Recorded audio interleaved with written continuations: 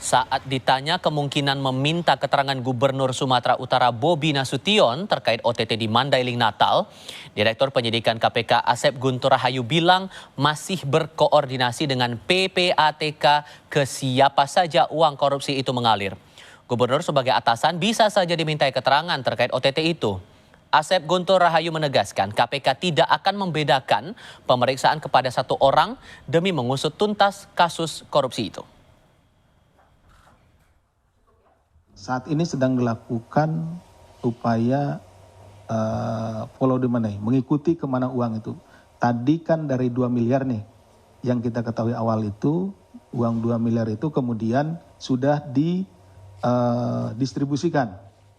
Ada yang diberikan secara tunai, ada juga yang ditransfer, dan ada yang masih sisa, yang 231. Tentu akan panggil, akan kita minta keterangan. Nah, apa dan bagaimana sehingga uang itu bisa sampai kepada yang bersangkutan. Gitu. Jadi tidak ada dalam hal ini yang akan kita kecualikan. Kalau memang bergerak ke salah seorang, misalkan ke ke kepala dinas yang lain atau ke Pak Gubernurnya, ya kita akan minta keterangan, kita akan panggil dan kita akan ditunggu saja ya.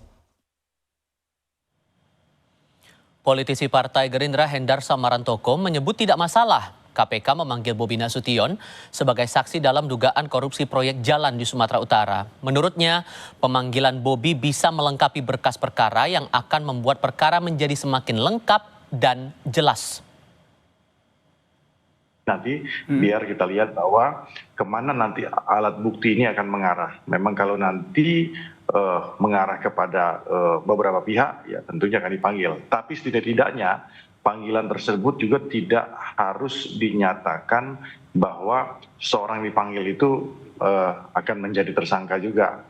Bahwa proses pemeriksaan daripada seseorang menjadi saksi dalam perkara tersebut adalah memang untuk konteksnya untuk melengkapi berkas perkara, sehingga berkas perkara itu menjadi lengkap, duduk masalahnya itu menjadi terang benderang, sehingga oleh karena itu didapatkan suatu konstruksi hukum yang tepat dan akurat.